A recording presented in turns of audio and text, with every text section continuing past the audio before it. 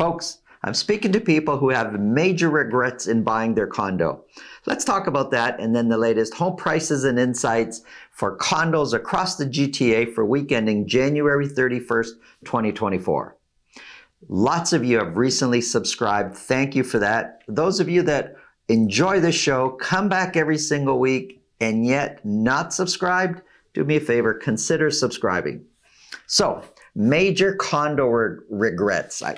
I gotta say, on their own individually, to some of you that have not experienced some of these things that I'm talking about, it may come across as, what's the big deal? Or like, that's nothing.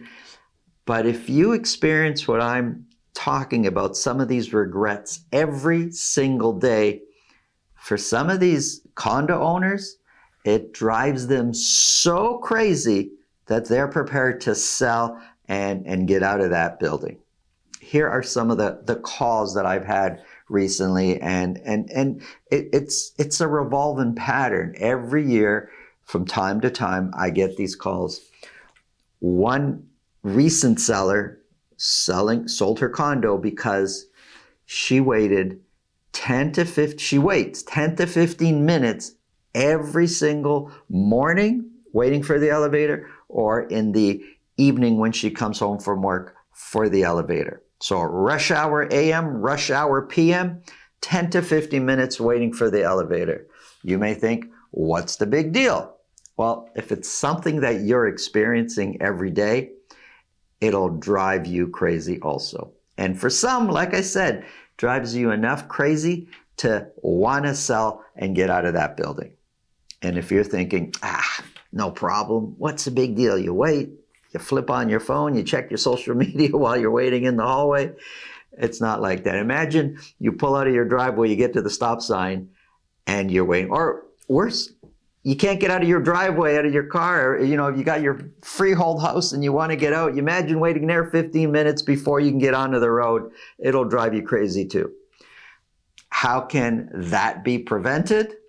Well, look, it'd be nice that every showing at a condo was done AM or PM rush hours, but that's just not practical, both for the buyer schedule and for the realtor schedule and lining up showings. Not every showing could be AM, PM rush hour. But at least the condo that you do like, after you see the condo that you're strongly considering putting in an offer, maybe go back to that one at AM or PM rush hour. Another lady was looking to sell. This was an older lady. She bought the condo as a downsize. She wanted something smaller, maintenance-free. She wanted to sell because her parking spot was so far from where the elevator was, and it was just difficult for her to carry the shopping, uncomfortable, difficult, and it was just, it was driving her so crazy that she decided, I got to sell. So when I was speaking with her, I said, you know, did something happen? Did your parking spot get moved? Which I couldn't imagine, you know, why, but I just felt that's what I had to ask. And she says, no, that was always my parking spot when I bought it. I go, so why'd you buy it then? And she said she didn't know. She knew a parking was included, but when they went to see the condo, they didn't actually go look at the parking spot. It was only after, when they came back for one of their visits, the deal's already firm, they realized how far the parking actually was. Well, we know how that could be prevented, right? You go on showings, go check out the parking spot. Before the deal firms up, go check out the parking spot. That's an easy one to fix, but it kind of happened, and you'd be surprised how many people that happens to. Another person was looking to sell because when the seasons change, AC and heat may not be on yet. And so the building will control when you could turn your AC on, when you could turn the heat on at different times of the year. And this particular family had certain needs that they were kind of off cycle. Like in the winter, they wanted to have the place cooler, and they're always opening windows, but then, sometimes it's this and that, and it's not comfortable. They prefer just to turn the AC on. They didn't really realize that that was a thing, or it was so off season, it was just so uncomfortable for them.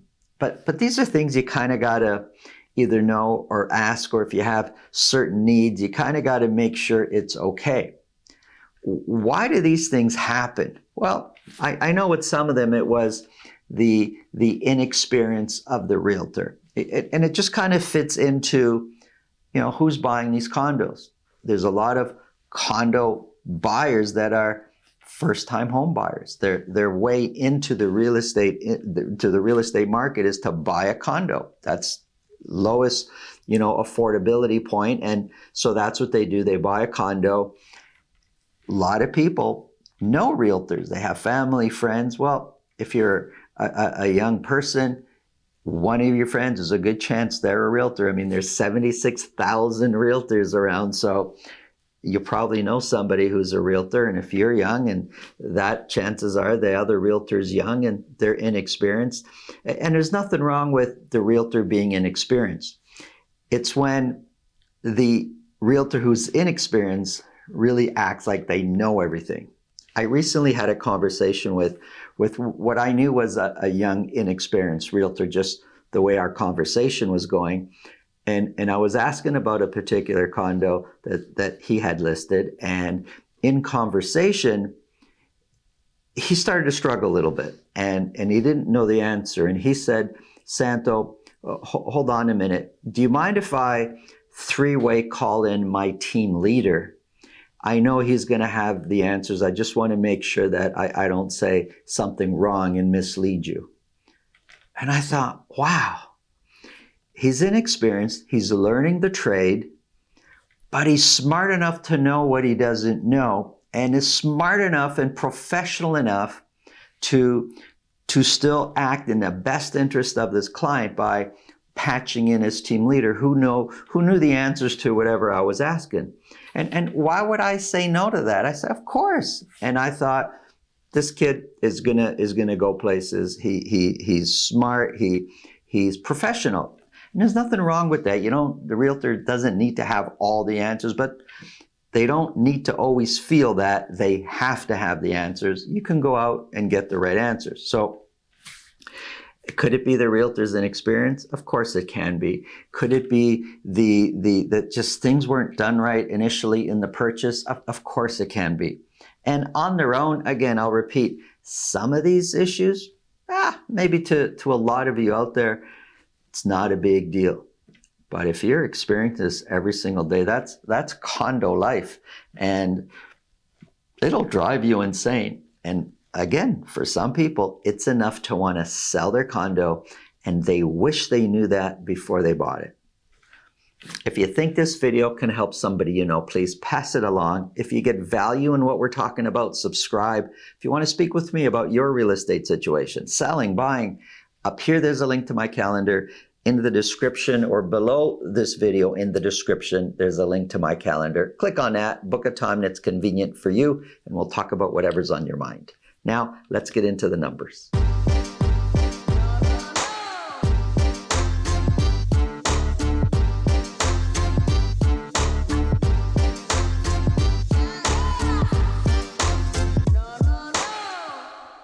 So this show is all about condos across the GTA. I'll focus on condos in the city of Toronto, then for York region, and then for Peel region. So we will break down the prices and activity for the different areas.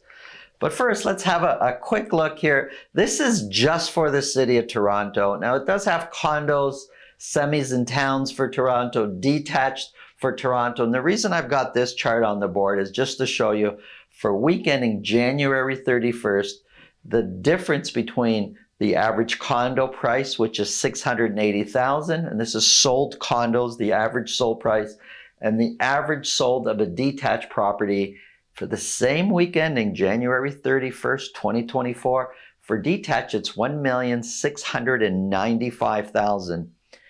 The difference in price It's $1,015,000. It's over $1 million, the difference between average condo sold price and the detached sold price.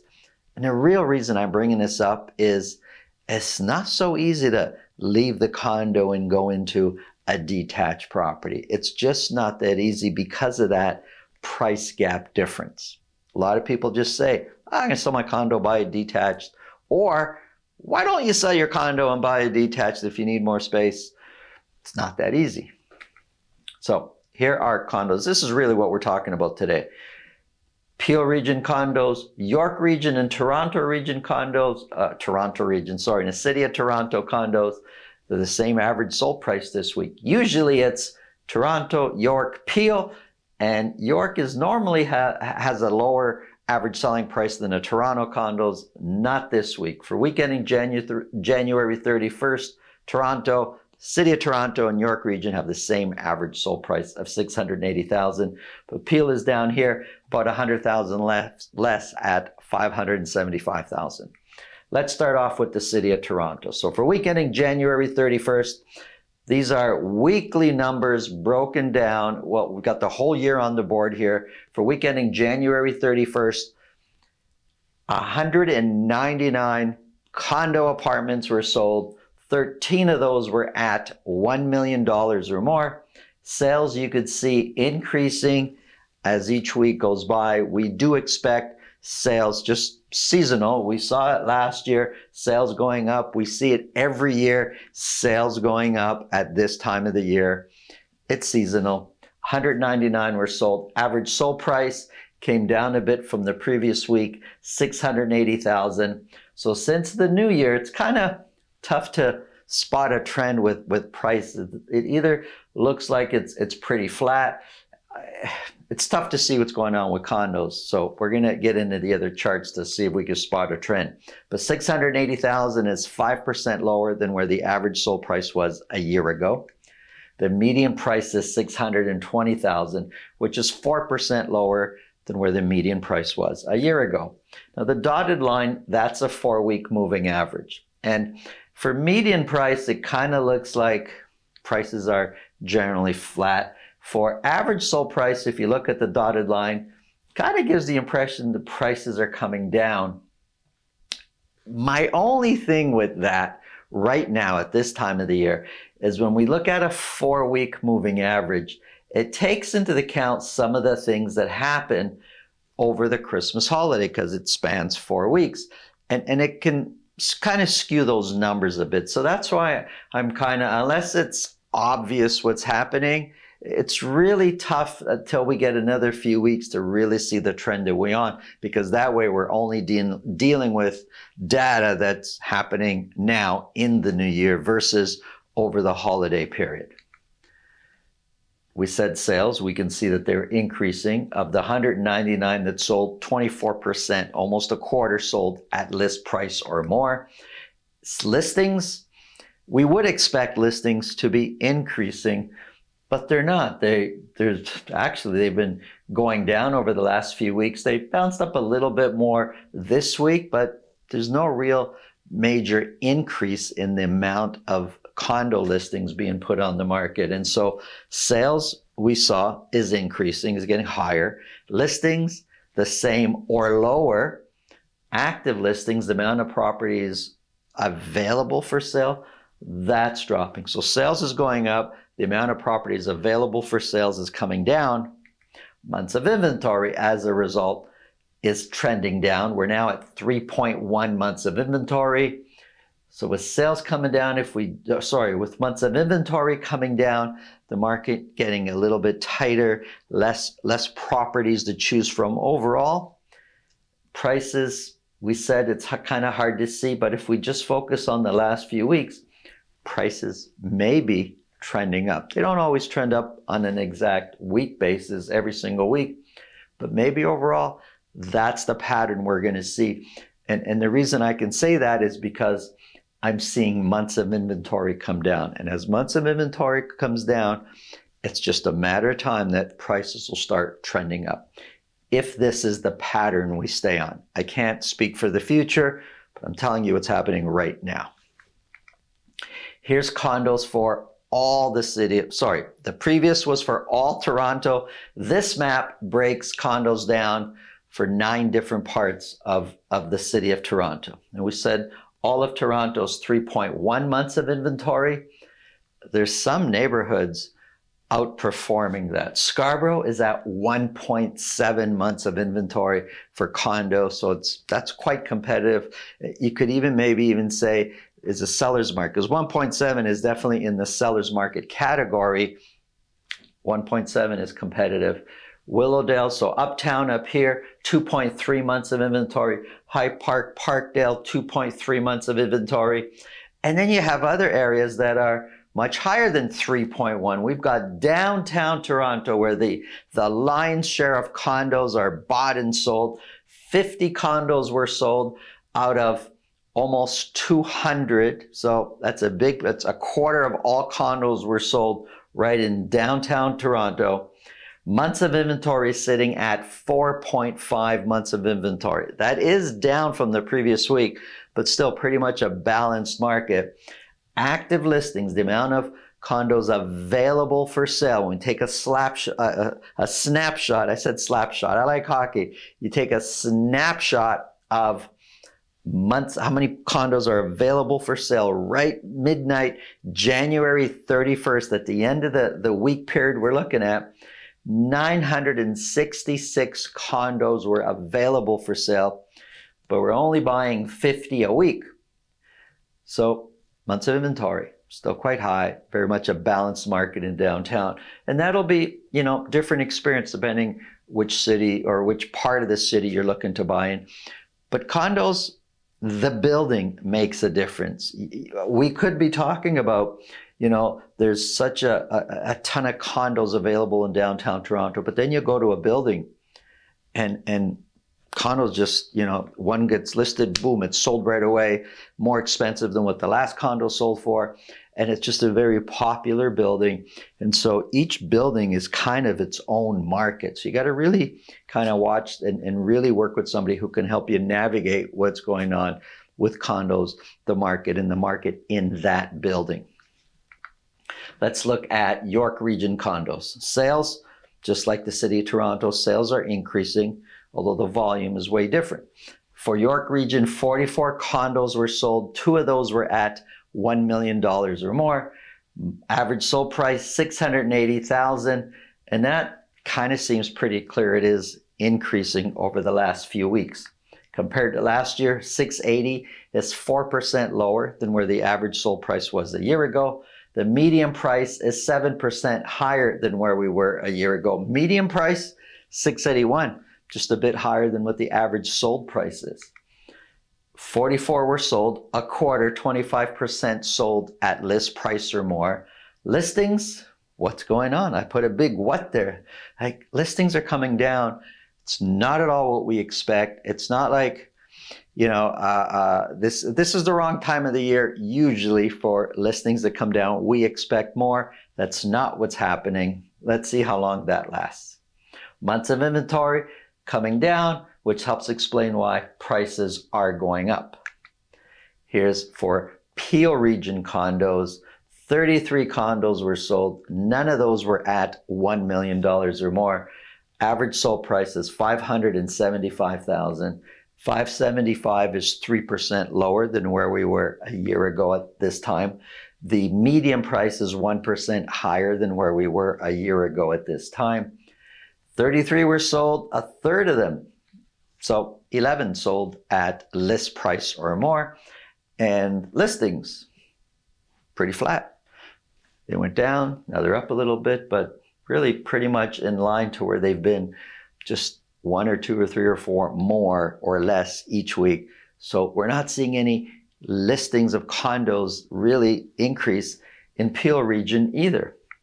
Months of inventory, it's down. So sales are going up. New listings are not necessarily coming in, or enough new listings. Active listings is becoming lower. This is starting to be a trend for condos in all these areas right now. Months of inventory, low, sitting at 2.9 at the top end of a seller's market, bottom end of a balanced market. Here's a quick summary of all the months of inventory. I would say for most part, you're probably going to experience a balanced market just because you're at the borderline and there are a few buildings, they're very competitive, but the majority, you're going to see more properties out there, more condos to choose from. But it is not an aggressive, balanced market. It's just kind of at the bottom end.